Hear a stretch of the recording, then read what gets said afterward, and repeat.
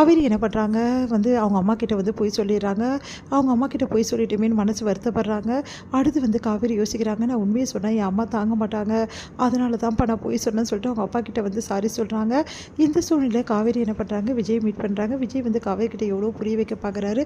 ஆனால் காவேரி விடாப்படியே அவங்க அம்மா கிட்ட கொடுத்த சத்தியத்தால் வேறு மாதிரி பேச ஆரம்பிக்கிறாங்க. இதுக்கப்புறம் எங்கிட்ட தேடி வராதிங்க, உங்களுக்கு எனக்கு எதுவுமே கிடையாது, இதுக்கப்புறம் நீங்கள் யாரோ நான் யாரோ அப்படின்ற மாதிரிலாம் பேசிடுறாங்க.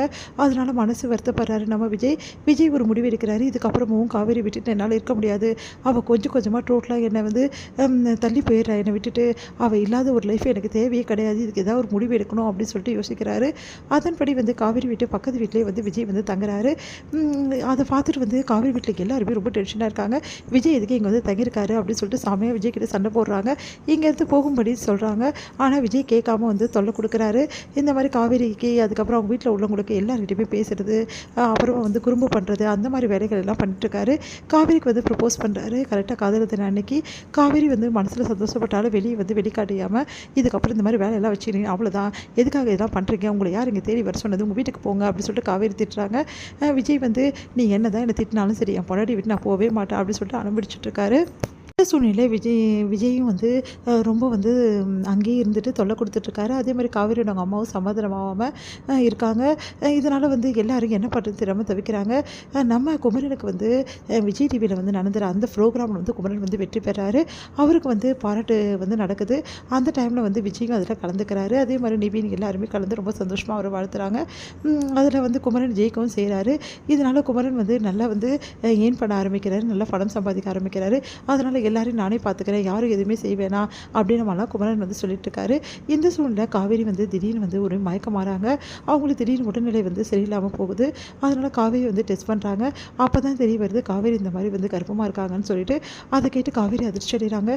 இந்த விஷயம் எங்கள் அம்மாவுக்கு தெரிஞ்சு அவ்வளோதான், என் அம்மா கிட்ட நான் வாழவே வாழலன்னு சொல்லியிருக்கேன், இப்போ இந்த விஷயம் தெரிஞ்சுன்னா பெரிய பிரச்சனை ஆகிடும், அதனால் என் அம்மா கிட்ட நான் இந்த விஷயத்தை சொல்லவே கூடாதுன்னு சொல்லிட்டு காவேரி மறைக்க ஆரம்பிக்கிறாங்க. ஒருவேளை அம்மா கிட்ட இந்த விஷயத்தை நான் சொன்னேன்னா, ஒருவேளை அம்மா அந்த குழந்தை வேணான்னு சொல்லிட்டாங்கன்னா அதை என்னால் தாங்கிக்க முடியாது, என் வாழ்க்கையே இந்த குழந்தை தான், எனக்கு என் வாழ்க்கையில் ரொம்ப கஷ்டப்பட்டுட்டேன் நான் இந்த அக்ரிமெண்ட் வாழ்க்கையால், அதனால் இதுக்கு ஆறுதலாக கழிச்சது இந்த குழந்தை தான், இந்த குழந்தைய யாருக்காகவும் நான் விட்டு தர மாட்டேன், நான் எக்காரணம் கொண்டு இந்த குழந்தை எனக்கு ரொம்ப முக்கியம் அப்படின்னு சொல்லிட்டு காவேரி முடிவெடுக்கிறாங்க. அதனால் அவங்க அம்மா கிட்ட சொல்லாமல் டோட்டலாக மறைச்சிட்றாங்க காவேரி. வீட்டில் கங்கா மட்டும் கண்டுபிடிச்சிடுறாங்க அவங்கள. என்ன காவேரி என்ன ஆச்சு, ஏன் ஒரு மாதம் இருக்க அப்படின்றாங்க. ஒன்றும் இல்லைக்கா அப்படின்னு உண்மையை சொல்லிடி, ஏதோ ஒரு மாதம் இருக்க, ஏதோ விஷயத்த மறைக்கிற சொல்லு அப்படின்னு சொல்லிட்டு வற்புறுத்துறாங்க. கங்கா கிட்ட சொன்னால் கண்டிப்பாக அம்மா கிட்ட போகும், இந்த விஷயம் பெருசாகும்னு சொல்லிட்டு காவேரி சொல்லாமல் மறைக்கிறாங்க.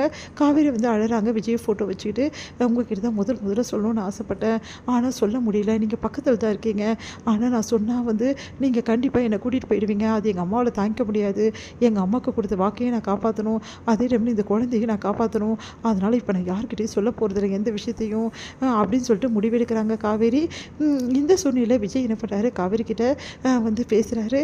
காவேரி நீ எப்போ தான் காவேரி நம்ம வீட்டுக்கு வருவேன், நம்ம எப்போ தான் போகிறது, ஏன் காவேரி இப்படி இருக்க அப்படின்னு சொல்லும்போது கரெக்டாக அங்கே வராங்க சாரதா.